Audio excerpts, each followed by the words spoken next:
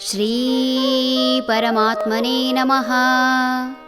ಶ್ರೀಮದ್ಭಗವದ್ಗೀತಾ ಅಥ ತೃತೀಯೋऽಧ್ಯಾಯಃ ಕರ್ಮಯೋಗಃ. ಇಷ್ಟಾನ್ ಭೋಗಾನ್ ಹಿ ವೋ ದೇವಾಃ ದಾಸ್ಯಂತೆ ಯಜ್ಞಭಾವಿತಾಃ ತೈರ್ದತ್ತಾನ ಪ್ರದಾಯೈಭ್ಯೋ ಯೋ ಭುಂಕ್ತೇಸ್ತೇನ ಏವ ಸಃ. ಯಜ್ಞದಿಂದ ಸುಪ್ರೀತರಾದ ದೇವತೆಗಳು ನಿಮಗೆ ಬಯಸಿದ ಭೋಗಗಳನ್ನು ಕೊಡುವರು. ಅವರಿಂದ ಪಡೆಯುವ ವಸ್ತುಗಳನ್ನು ಅವರಿಗೆ ಕೊಡದೆ ಯಾವನು ಭೋಗಿಸುತ್ತಾನೋ ಅವನು ಕಳ್ಳನೇ ಸರಿ. ಮನುಷ್ಯ ಪಡೆದ ಎಲ್ಲವನ್ನೂ ಹಂಚಿ ತಿನ್ನಬೇಕು ಎಂಬ ಅರ್ಥದಲ್ಲಿ ಭಗವಂತ ಅರ್ಜುನನಿಗೆ ಹೇಳುತ್ತಿದ್ದಾನೆ. ಇಂದಿನ ನಮ್ಮ ಉತ್ತಮ ಸ್ಥಿತಿಗೆ ಹಿರಿಯರ ಹಾಗೂ ಪೂರ್ವಜರ ಉತ್ತಮ ಸಮರ್ಪಣಾ ಭಾವದ ಕೆಲಸವೇ ಕಾರಣ. ಸ್ವಾತಂತ್ರ್ಯ ಹಾಗೂ ಪ್ರಜಾರಾಜ್ಯ ಎಲ್ಲರಿಗೂ ಗೊತ್ತಿರುವಂತೆ ಅಷ್ಟು ಸುಲಭವಾಗಿ ದೊರೆತದ್ದೇನೂ ಅಲ್ಲ.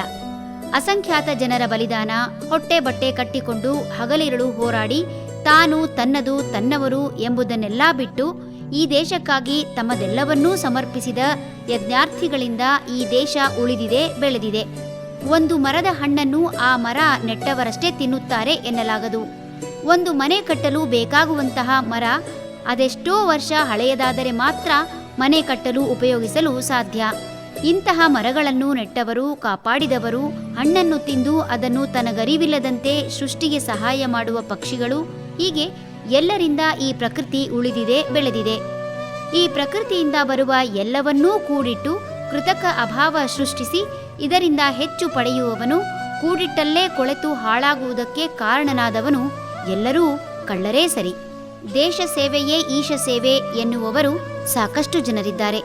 ಬಹಳಷ್ಟು ಜನರಿಗೆ ಈ ದೇಶವೇ ಅರ್ಥಾತ್ ಸಮಾಜವೇ ತಮ್ಮ ಅಗತ್ಯ ಪೂರೈಸಬೇಕೆಂಬ ಮನೋಭಾವ. ಅಂಗವಿಕಲನೋ ಬುದ್ಧಿಮಾಂದ್ಯನೋ ದೀನರೋ ದಲಿತರೋ ಆಗಿದ್ದರೆ ಖಂಡಿತವಾಗಿಯೂ ಈ ಸಮಾಜ ಅವರನ್ನು ಸಲಹಬೇಕು, ಒಪ್ಪೋಣ. ಕೈಕಾಲು ಚೆನ್ನಾಗಿರುವಂತಹ ಬುದ್ಧಿವಂತ ವ್ಯಕ್ತಿಯೂ ಸಮಾಜದಿಂದ ಬಯಸುವುದೂ ಸಹ ಕಳ್ಳತನಕ್ಕೆ ಸಮಾನವೇ ಸರಿ.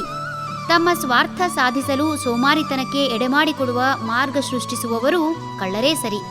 ಕೆಲಸವಿಲ್ಲದಿದ್ದರೆ ಕಂಬವನ್ನಾದರೂ ಸುತ್ತು ಎನ್ನುವಂತೆ ಸಾಮಾಜಿಕ ಕೆಲಸಗಳಲ್ಲಿ ತೊಡಗಿಸಿ ಅಂಥವರ ಬೇಡಿಕೆ ಪೂರೈಸಿದರೆ ಸಮಾಜಕ್ಕೂ ಒಳ್ಳೆಯದು. ಹಾಗೂ ಯಾವುದೂ ಉಚಿತವಲ್ಲ ಎಂದಾಗ ಎಲ್ಲರೂ ಯಜ್ಞಭಾವದಿಂದ ಕೆಲಸ ಮಾಡಿ ಸಮಾಜದ ಉನ್ನತಿಗೆ ಕಾರಣರಾಗುತ್ತಾರೆ.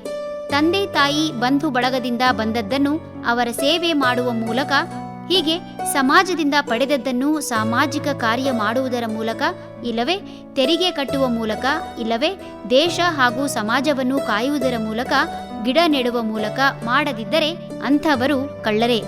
ಹರಿ ಓಂ.